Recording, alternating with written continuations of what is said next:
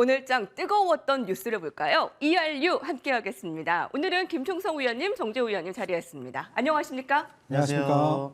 안녕하세요.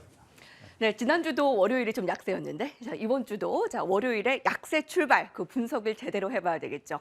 오늘 주제를 공개하겠습니다. 올해 급락장에도 버텼던 2차 전지주 그 브레이크가 걸렸다. 그 이유는 무엇인가? 김충성 위원님, 최근에 업종별 흐름 보면 좀 지각 변동이 있는 것인가라는 생각이 듭니다. 삼성전자, SK하이닉스는 물론 2차 전지주까지 약세 그리고 콘센트주가 상승을 나타내면서 이 변화들이 보이잖아요. 오늘의 주제인 2차 전지주의 급브레이크는 어떻게 볼 수 있을까요? 그러게요. 진짜 올해의 그 주도 업종이라고 한다면은 아무래도 이제 2차 전지주들을 꼽을 수가 있겠죠. 단연. 네. 네. 근데 이제 최근에 본다면은 좀 약합니다. 네, 여러분들 이 부분들은 여러분도 이미 잘 아시는 부분들이 아닐까 싶은데 일단 오늘만 놓고 보더라도 뭐 LG 에너지 솔루션, 포스코 케미칼, 뭐 에코프로, 코스모 신소재 이들 종목들이 계속 약했습니다. 또 이들 종목 외에도 대부분의 종목들이 좀 좋지 않은 모습들을 나타냈죠. 물론 이제 오늘 같은 경우에는 양시장이 좀 약세를 나타냈었기 때문에 당연히 내리는 것이 아니냐라고 생각을 해볼 수가 있겠습니다만은 그런데 이제 시각을 조금만 넓혀서 본다면은 지난 그 11월 후반서부터요 뭐 종목들이 계속 흘러내리는 이런 그 모습입니다. 아무래도 이제 경기 침체 이 부분들로 인해서 글로벌 이 전기차 시장의 그 수요가 침체될 수 있다. 네, 전기차 시장이 침체될 수 있다라는 이런 가능성이 좀 지적이 됐기 때문인데 실제로 보면은요 이 전기차 그 최대 시장이 바로 중국입니다. 근데 이제 중국을 본다면은 이 수요가 계속적으로 지금 감소하고 있다라는 부분들을 확인해 볼 수가 있어요. 일단은 중국 쪽에서 뭐 지난달이죠 11월 그 신차 판매량 이런 부분들을 본다면은 167만 대로 나와 있는데 근데 이거는요 전년 동기와 좀 비교를 해보면은 9.5%가량이 좀 줄어든 수치라고 합니다. 이 자체만 놓고 보더라도 확실히 이 수요가 지금 감소하고 있다는 부분들을 우리가 저희 알 수 있는 부분이겠고요. 그러다 보니까 테슬라도요, 좀 액션을 좀 취하고 있어요. 무슨 액션을 취하고 있느냐? 바로 이제 상하이 공장에서 그 직원들 교대 근무 시간을 2시간 정도 축소하고 있다라고 좀 하고요. 그리고 또 본다면은 바로 이번 달 말부터 해서요, 다음 달 초까지. 이 모델 Y죠. 뭐 생산을 좀 중단한다라는 이런 얘기들이 좀 전해졌었습니다. 아무래도 이제 테슬라가 2차 전지 섹터, 2차 전지의 좀 바로미터라고 할 수 있는 이 좀 영향력 있는 그 종목인 만큼 이 종목의 이러한 그 행보는 아무래도 우리나라 2차 전지 섹터에 좀 좋지 않은 영향을 좀 미치는 이런 부분이라고 할 수가 있겠죠. 물론 안 좋다고 해서 다 안 좋은 것은 아닙니다. 오늘만 놓고 보더라도 이와는 별개로 또 같은 섹터 안에서도 좀 좋은 움직임을 나타낸 종목들이 있었습니다. 천보가 그랬고 또 원익PN이가 약 3% 정도씩 지금 오르면서 이 전체적인 섹터와는 좀 상반된 모습을 나타냈단 말이죠. 그런데 이들 종목이 좀 움직인 부분들을 보자니 역시나 개별 이슈가 있었기 때문입니다. 뭐 천보 같은 경우에는 실적 이슈가 있었고요. 더불어 본다면 원익PN은 또 다른 좀 얽혀 있는 다른 섹터의 그 이슈가 있기 때문에 이렇게 지금 올랐다라는 것이죠. 역시나 지금 이 자체만 놓고 본다면은 요즘 시장은요 확실히 이슈에 뭐 섹터와 종목들이 반응하고 있다는 부분들을 우리가 확인해 볼 수 있는 부분들인 것이고 때문에 이런 시장에서 우리가 과연 어디에 초점을 두고서 시장에 임해야 되는지를 좀 알 수 있게 하는 부분이라는 것이죠. 제가 항상 강조드리고 있듯이 바로 이슈입니다. 근데 이슈가 있어야 섹터와 종목들이 반응하기 때문에 우리는 앞으로도 또 이런 이슈에 초점을 두고서 또 매매의 팁을 얻고 또 매매에 적극적으로 활용해야지만 앞으로도 승산 있는 우리가 매매를 할 수 있다는 부분들을 다시 한번 강조를 좀 드리겠고 우선 글로벌 시장 전반이요. 좀 큰 이벤트를 남겨두고 있죠. 여러분들 잘 아시고 우리 앵커님께서도 말씀을 하셨습니다만 가까이는 뭐 CPI, FOMC 이 부분들이 있고요. 또 ECB, BOJ 물론 이제 BOJ 같은 경우는 다음 주 이슈이긴 하겠고 또 미국 선물 옵션 동시 만기 이런 부분도 좀 있다는 것이죠. 이런 부분들은 변수예요. 아무래도 시장 전반으로 본다면은 이들을 또 이런 결과들을 좀 확인하고자 하는 그런 심리들이 좀 작용할 수가 있다는 것이죠. 다시 말씀드리면은 이번 주는 좀 아쉽습니다만 좀 눈치 보기 양상이 뭐 시장에 좀 전개될 가능성이 상당히 높다라고 좀 보여집니다.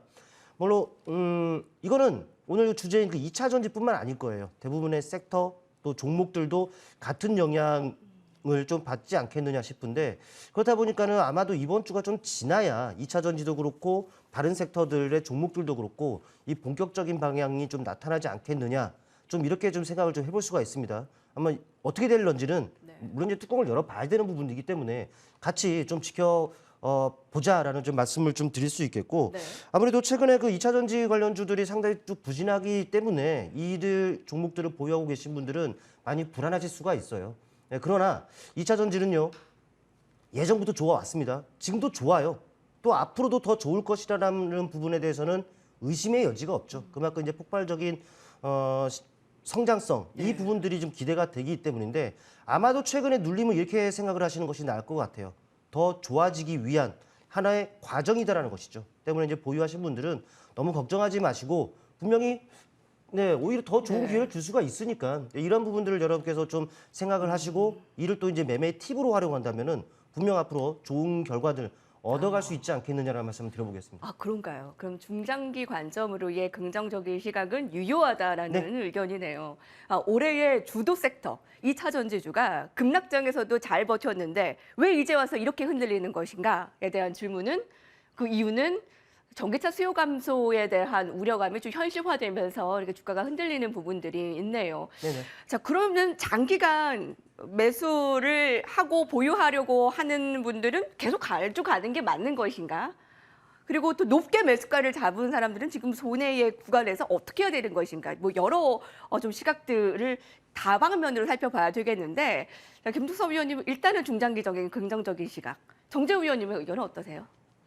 네, 중장기라고 하는 기간을 어느 정도로 잡느냐에 따라서 저는 좀 달리 해석해야 된다. 네. 그렇게 이야기를 좀 하고 싶어요. 그러니까 저는 김충성 의원님이 하셨던 이야기에 많은 부분 공감을 해요.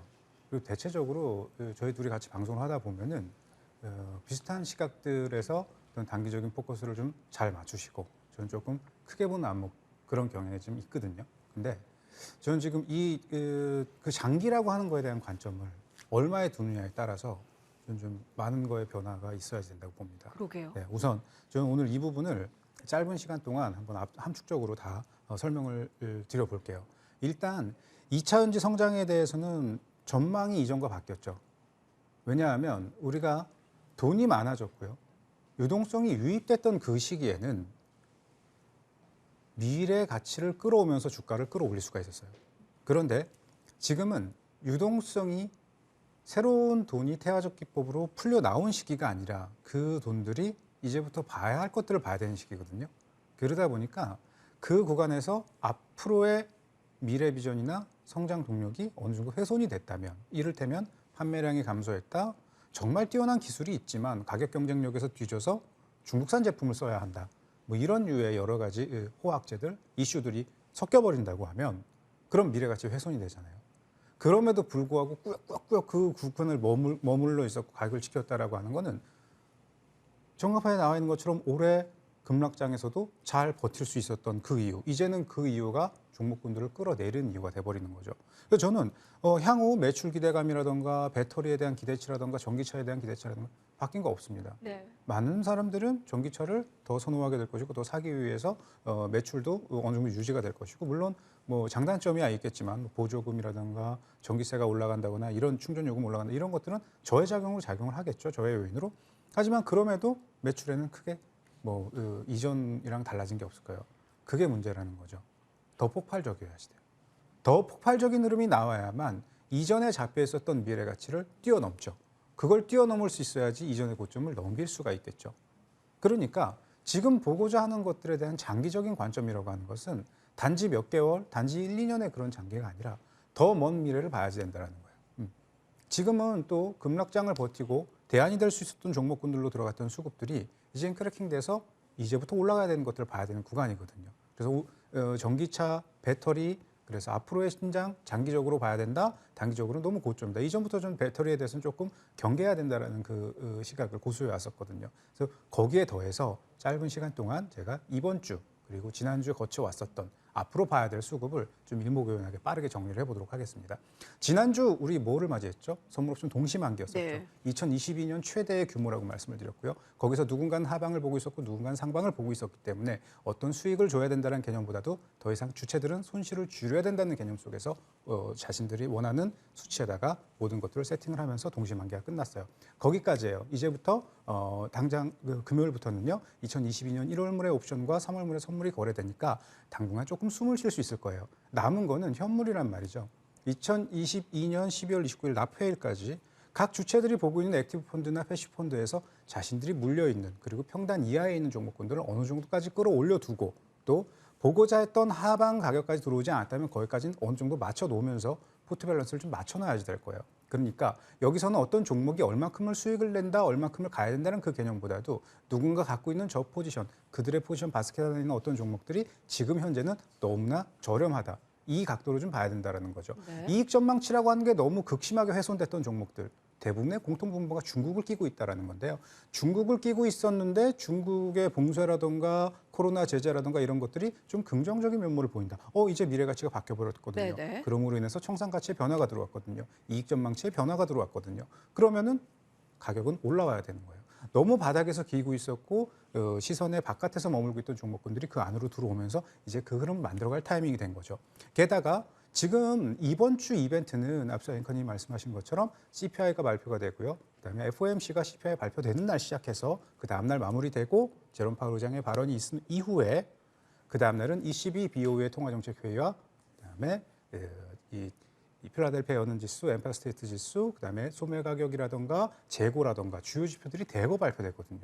중요한 거는 금리를 얼마나 올려서 얼마나 오랫동안 가느냐 그것도 네. 물론 중요하지만 대부분 은행들이 50베이스 포인트를 끌어올린다는 기정사실화되어 있고 네. 경기에 대해서 침체가 온다, 소프트 패치가 있을 것이다 다 알고 있는 내용이거든요. 그러니까 이걸 어떻게 표현을 하느냐 그리고 그것과 연계지어서 볼 수 있는 지표들은 무엇을 지향하느냐 그거에 따라서 시장이 춤출 거거든요. 하지만 그 춤추는 밴드는 정해져 있어요. 너무 큰 등락은 보여지지 않을 거란 말이죠. 이런 전제 속에서 그동안 시장을 안 좋은 수급 속에서 수급을 유지하려 들어갔었던 반대급부의 종목군들이 더 시세를 내기는 아무래도 좀 부담스러울 거예요. 그러니까 슬슬 그런 돈들이 빠져나와서 이제 가야 할 종목군들을 보는데 포커스를 맞추기 시작하겠죠. 정리해보면은 동시만기 끝났고 월말까지 그들이 갖고 있는 포트 내 종목군들은 어느 정도 일정 선상까지 잡아 끌어올려놔야 되거나 내려야 됩니다. 청산가치의 변화가 들어올 수 있는 이유, 이번 주에는 그동안 안 좋게 이익 전망성을 봤던 종목군들에 대해서 그 변화점이 들어오는 시기이고 경기를 어떤 식으로 바라보느냐, 지표가 주는 상수라는 것이 있는데 변수화되어 있던 것들이 상수로 기정사실화돼 가면서 나올 수 있는 답이 바뀌어가게 되겠죠. 그 답을 봐가면서 이제는 이런 것들이 유리하겠구나. 포트 밸런싱이 좀 이루어질 수 있는 구간이고요. 그렇게 연말까지 가야 할 종목군들은 점점 수급이 좀 더 들어갈 것이고 정체된 종목군들은 많이 빠지기보다도 더 갈 요인이 없다면 조금 쉬엄쉬엄 가는 모습을 보이게 될 거라고 봅니다. 그래서 결론은 배터리 관련 종목군들은 급하게 하락을 한다고 해도 다시 반발을 주겠지만 이전 같은 상승은 힘드니까 조금 어떤 비중을 더 실른다거나 너무 긍정적인 시각으로 바라보기보다는 좀 쉬엄쉬엄 볼 수 있는 전략으로 비중을 줄여서 빨리 갈 수 있는 종목군들을 보는 게 좀 유리하다. 이번 주는 나오는 이야기들에 따라 시장이 춤출 수 있으나 크게 켜념치 말고 좀 더 좋아질 수 있는 종목군들을 모아가는데 주력하자. 이 정도로 정리해드리도록 하겠습니다. 네. 그렇군요. 만기일도 끝났고 이제 연말로 접어들수록 청산 가치가 너무 높게 평가된 것은 좀 내려갈 이유가 있겠고 좀 가치가 실질보다는 좀 낮게 평가를 받는 것은 좀 끌어올리겠고 그런 현황이 나타날 가능성이 있다. 2차 전지주는 그럼 지금 하락한다고 해서 쉽사리 매수를 더 하거나 너무 긍정적으로 바라보는 것은 좀 지양하자라는 좀 의견이네요. 자, 이렇게 이번 주는 시장 전반적으로 워낙에 뚜렷한 이벤트들이 있기 때문에 좀 눈치 보기가 이어질 것이다라는 게 중론입니다. 자, 그래서 업종별에 지금 지각 변동이 나타나고 있잖아요. 그럼 2차 전지의 부진과는 반대로 지금 튀어오르는 아주 뚜렷한 관심을 받는 업종이 있습니다. 오늘 핫 키워드로 준비했습니다. 화면으로 만나보시죠.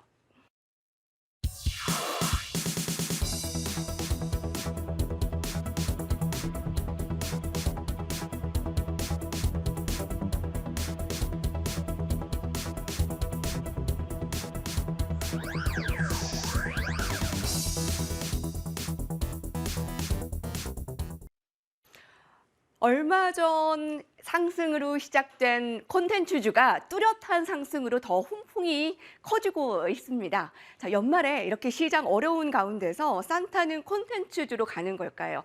김충석 위원님, 네. 많은 그 리오프닝주가 얼마 전부터 좀 많이들 언급이 됐는데 엎치락 뒤치락 하다가 콘텐츠주가 완전 그 선두로 좀 올라가는 듯한 느낌이에요. 어떻습니까?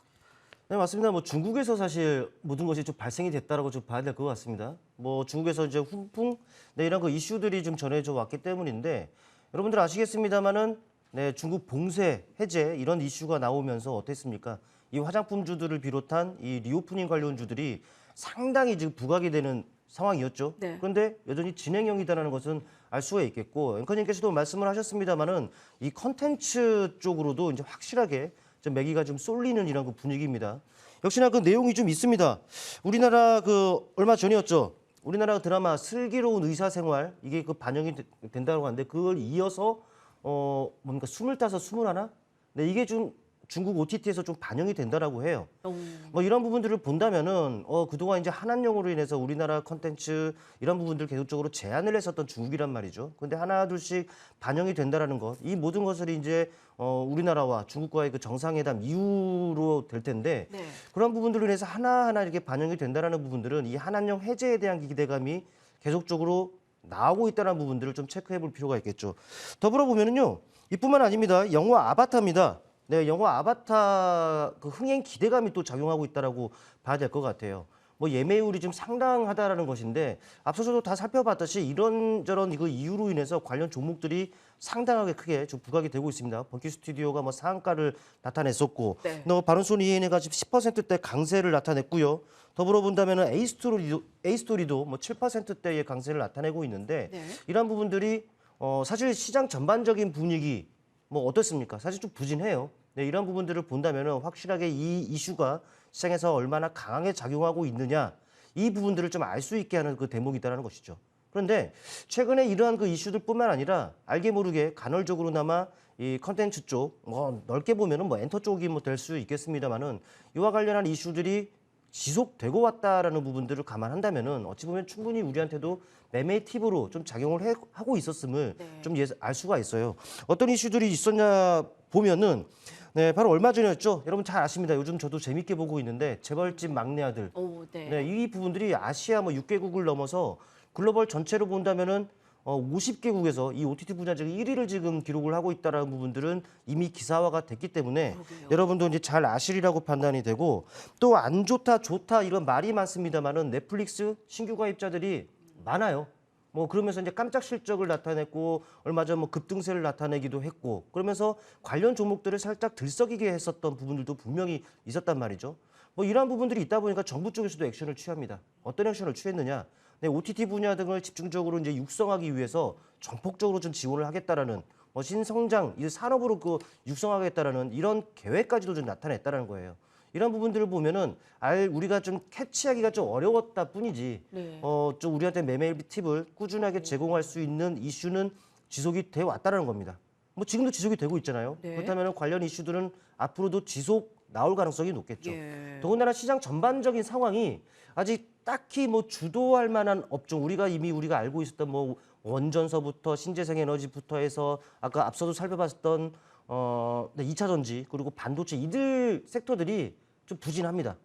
그러다 보니까는 어찌 보면은 주도할 만한 이런 섹터가 없는 상황에서 이런 그 강하게 작용하는 이슈가 나왔다는 것은 이게 얼마나 갈지는 사실 저도 잘 모르죠. 그러나 단기적으로나마 확실하게 시장을 주도할 수 있는 이런 섹터다라는 것은 뭐 틀림없는 사실인 것 같습니다. 때문에 네. 이런 그 전반적인 부분들을 좀 감안한다면은 물론 이제 아직까지는 시끄러운 상황이죠. 이슈가 계속적으로 나오고 주가들이 지금 반응을 하고 있는 상황이기 때문에 시끄러운 상황입니다. 그렇다 보니까는 뭐 따라가는 매매라면은 좀 자제하자라는 그 말씀을 좀 드릴 수가 있겠습니다만은 그래도 좀 손 빠르고 뭐 이러신 분들 같은 경우에 단기 트레이딩 관점에서만 놓고 본다면은 그래도 먹거리는 충분히 있을 수 있다라는 말씀을 드릴 수가 있단 말이죠. 그렇다 보니까는 단기적인 트레이딩 관점에서 대응하기를 원하시는 분들께는 그래도 긍정적인 시각을 좀 유지할 필요가 있다라는 라고 좀 말씀드릴 수 있겠습니다. 콘텐츠 시장의 분석으로 봤을 때는 지금 이슈가 진행 중이고 아직까지도 좀 불타오르고 있다라는 점에서는 긍정적인데 기술적으로 봤을 때 이미 많이 오른 종목들도 좀 많다는 건 사실입니다. 어떤 종목을 그럼 오늘 한 가지를 좀 꼽아서 살펴볼까요? 네, 우리 정 의원님께서 좋아하실 만한 종목이 아닌가 싶은데 일단 저는 CJENM을 좀 한번 준비해봤습니다. 네네. 네, 오늘 많이 올랐습니다. 이 종목도 오늘 보면은 약 7%가량이 좀 올랐고요. 많이 오른 것 아니냐 생각을 해볼 수가 있어요. 익히 많이 알려져 있는 종목이기 때문에 바로 기술적인 부분, 차트를 통해서 일단 살펴보실 텐데 오늘 7%가 올랐습니다. 그런데 오늘만 오른 것이 아니라 지난 그 금요일도 많이 올랐습니다. 그래서 이게 좀 부담스럽다라고 생각하시는 분들도 분명히 있을 수가 있어요. 그런데 컨트롤에서 한번 놓고 보십시오. 주가가 어디에 있습니까? 여기에 있었던 주가가요. 약 18만 원 그 위 상회를 했던 주가가 지금은 8만 원을 이제 막 10만 원이 채 올랐다고 하더라도 10만 원이 안 되는 상황입니다. 물론 이제 주가가 낮아졌기 때문에 더 오를 것이다. 뭐 이런 측면에서 말씀드린 것이 아닌데 그런데 이런 과정에서요. 지금 최근의 상승은 그동안에 형성됐었던 하락 추세를 돌파하는 이러한 그 상황이었다는 것이죠. 하락 추세를 넘어섰다? 네, 당연히 유의미한 시그널로 보는 것이 맞습니다.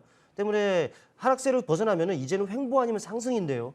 뭐 이 말은 횡보든 상승이든 오르내리락 하겠죠. 그렇다면 이 말은 저점 매수 싸움입니다. 네. 여러분께서는 저점 매수만 잘하면 뭐 손실 없는 이런 것 대응이 가능하다라고 좀 판단이 되고 뭐 수급적인 부분들을 놓고 보더라도 외국인은 아직 뭐 확인이 필요합니다만은 뭐 연기금을 비롯해서 투신, 보험 이런 쪽으로도 국내 기관의 매수세들이 유입이 되고 있다는 부분들이죠. 최근 상승의 신뢰를 높이고 있는 부분입니다. 그렇다 보니까는 바닥권 탈피의 움직임 계속적으로 이어질 수 있다라는 부분들 여러분께 말씀을 드리고 싶겠고 역시나 그 저점 매수 관점에서 놓고 본다면은 또 이제 유동성이 있잖아요. 유동성이 풍부한 종목이기 때문에 비중적인 부분도 좀 실을 수 있는 종목 한번 참고해 보시길 바라겠습니다. 그렇군요. 그런 면에서 김충성 위원의 피그 CJENM입니다. 길게 봤을 때는 고점 대비해서 많이 떨어졌고 짧게 봤을 때는 지금 고점 지금 고개를 드는 그런 모양새입니다. CJENM을 특정 종목으로 꼽아줬고요.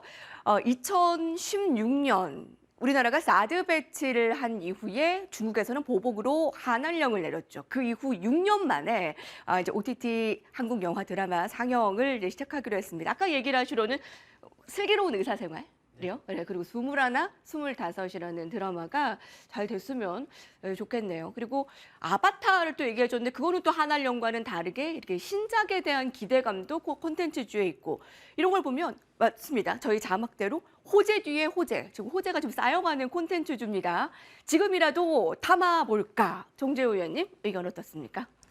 네, 아까 우리 서두에 제가 이익 전망치가 너무 훼손이 돼서 올라와야 되는 종목들이 있다 그랬잖아요. 그 대표적인 섹터가 이런 섹터예요.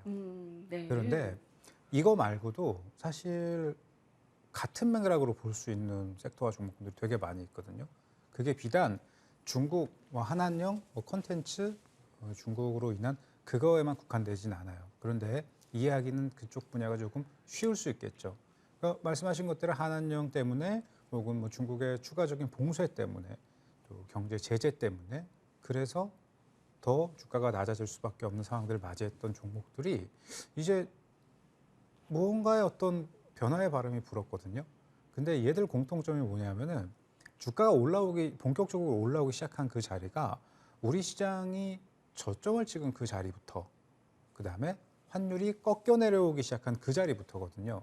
그러니까 지금 시장의 무언가 주도에 부합한 섹터라고 볼 수가 있어요. 근데 전체 수급의 주도는 아니고요. 앞서 말씀드린 대로 이익 전망치가 너무 훼손이 돼서 청산 가치가 너무 낮아 있었던 것들이 청산 가치는 높아졌는데 주가가 낮아져 있으니까 거기에 부합하러 가는 흐름이라고 보셔야 될 거거든요. 그래서 저는 지금 사실 저도 금요일장에 장중 공개 방송을 했지만 네. 관련 종목을 하나 매수를 했었어요. 그리고 그날 청산을 했죠. 오늘 시초 부근에 또 이후에 정리 못하신 분은 정리하시라고 말씀드렸는데 네.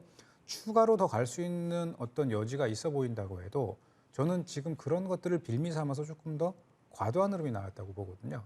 그래서 조금 더 가는 흐름이 나온다고 하면 다시금 각 종목별 기준이라던가 기준 수급이 될 수 있는 자리까지는 내려왔다가 흐름을 다시 잡을 수 있을 거라고 봐요. 그러니까 중장기적 관점으로 봤을 때 저는 글쎄요. 여기서 이야기하는 중장기는 한 3개월, 4개월 이런 관점으로 봤을 때 지금보다는 조금 높은 가격은 올 수 있겠지만 역시나 과거처럼 그렇게 빠르고 격하고 높은 흐름으로 보기에는 지금은 조금 얘들만큼이나 또 더 뛰어난 종목군들이 있기 때문에 좀 복합적으로 포트를 구성해서 가는 게 유리하지 않을까 그런 시각으로 보고 있습니다. 네. 앞서 그 코너에서 얘기한 네. 그 이익 전망치가 너무나 훼손이 되었기 때문에 네. 지금 올라가야 할 종목으로 대표적이라는 네. 콘텐츠주, 네요. 그런 긍정적인 시각입니다. 네. 그 종목 가운데서는 어떤 종목을 오늘 원픽으로 꼽으셨어요? 네, 다행입니다. 다른 섹터는 어떤 게 있나요라는 질문을 안 주셔가지고 순간 긴장을 했어요. 예. 할 얘기가 되게 많아질 거거든요. 그러면 오늘 어떤 게 있냐면 제 스튜디오 드래곤을 갖고 왔는데요. 네. 이 스튜디오 드래곤 같은 경우 저희 금요일장 초부근에 거의 매입을 한 종목이에요. 그래서 지금 차트를 보면 제가 화면 나오죠. 81,900원이 그날 진폭으로 줄 수 있는 임계점이에요. 그러니까 그 진폭값이라고 하는 건 뭐냐면 어떤 주체가 종목을 매수해서 줄 수 있는 한계점이라는 게 있거든요. 근데 그 이후의 시세부터는 매수의 주체가 끌어올린다기보다도 매수세가 들어오면서 만들어지는 가격대인 거죠. 그러니까 어떻게 여기까지는 지지가 된다거나 이 가격대에서는 임전무퇴의 구간이다 이렇게 볼 수 있는 그 수위를 뛰어넘는 거죠. 그러니까 이런 구간에서 물량이 튀어나오면 후루룩 빠지는 흐름이 나올 수가 있어요. 그래서 제가 81,900원 오늘장 못 파신 분들 정리하라고 말씀드렸던 구간도 이거보다 낮은 구간이거든요. 그래서 더 갈 수 있다라는 거는 다시금 81,900원 혹은 그 언더에 들어와서 수급이 정비가 된 상태로 더 갈 수 있는 여지를 열어두고 움직인다면 좀 네, 다시 더 매수해서 보자. 하지만 지금 현재 구간에서 또 더 추가를 해갖고 더 가는 걸 노린다는 건 정말 그때그때 아침장 시작해서 단기의 흐름, 변동성만 활용하는 수준, 그 선에서 컨텐츠 관련 종목군들 대다수는 좀 해석을 하고 좀 경계하면서 적은 비중으로 보자. 어쨌든 물려 있으신 분들 네. 입장에서는 좀 얘기가 달라질 수 있거든요. 그 분들도 마찬가지. 여기서 손을 대기보다는 이제 반대로 지지를 확인을 하고 더 갈 수 있는 여지가 있다고 하면 홀딩. 그러지 못한다고 하면 약간 비중을 줄여서 다시금 이렇게 올라올 수 있는 종목을 바닥에 있는 종목을 매수하는 데 활용하는 선으로 좀 그렇게 저는 설명을 드리도록 하겠습니다. 9만 원 전후에서는 좀 저항 유의라는 부분을 짚어줬네요. 스튜디오 드래곤 핫한 종목인데 이게 뭐 무작정 좋다라는 것보다 이제 지지선을 잘 지키느냐에 따라서 이거를 수익 실현을 좀 어느 정도 하고 다시 좀 재매수하고 그런 트레이딩 관점이 필요하겠습니다. 여튼 콘텐츠주는 이렇게 호재의 호재. 거기다 또 두 위원님의 얘기를 들어보니 정부가 이 OTT 산업을 이제 한 산업으로 생각하고 더 육성하겠다라는 호재까지도 좀 기대감을 갖게 되네요. 오늘 콘텐츠주 분석해봤습니다.